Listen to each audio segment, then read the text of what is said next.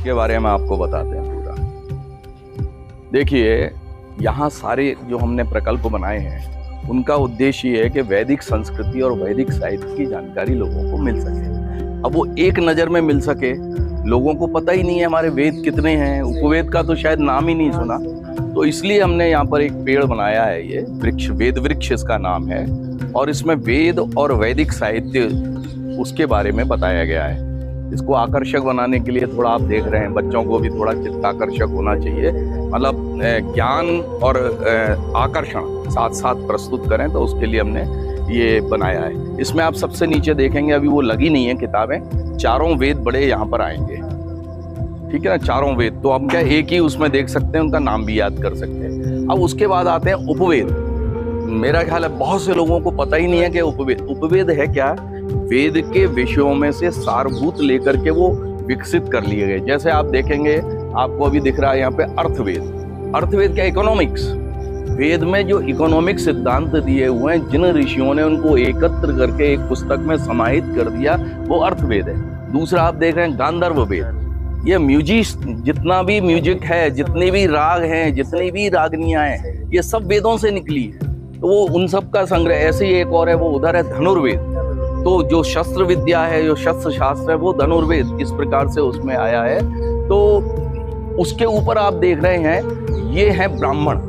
वेद को समझाने के लिए ऋषियों ने जिनका अनुसंधान करके जो पुस्तकें बनाई, वो हैं ब्राह्मण। इसमें वेद को व्याख्यायित किया है। तो अलग अलग वेदों के अलग अलग ब्राह्मण हैं। ये गोपद देख रहे हैं, शतपथ है, इस प्रकार से 4 ये ब्राह्मण हैं। उसके ऐत्रेय है, बिल्कुल सही कह रहे हैं आप। तो ये ऊपर जो है वो है वेदांग कहलाते हैं, यानी वेद को समझने के लिए ये छंद, शिक्षा, कल्प, व्याकरण, ये सब आते हैं। तो ये सब हमने यहाँ दिखाए हैं। उसके बाद आप देख रहे हैं दर्शन।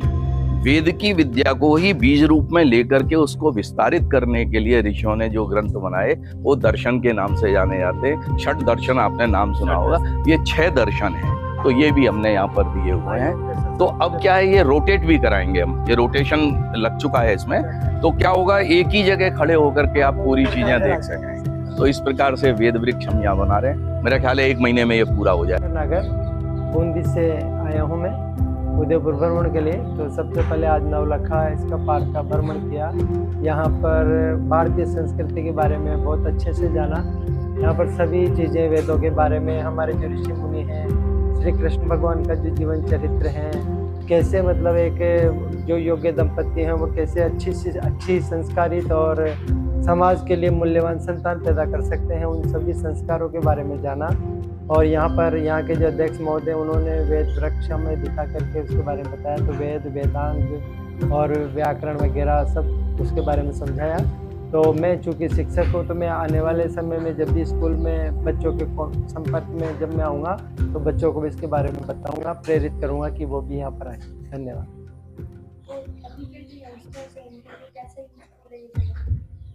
ये बच्चों के लिए बहुत ही अच्छे हैं, मतलब सबको जानना चाहिए हमारी संस्कृति के बारे में। सब जब संस्कृति के बारे में जानेंगे तभी उसके पालन कर पाएंगे, और हमारा जो प्राचीन संस्कृति का जो गौरव है वो हमें धीरे धीरे और अच्छे से आगे उसको ऊपर बढ़ पाएंगे।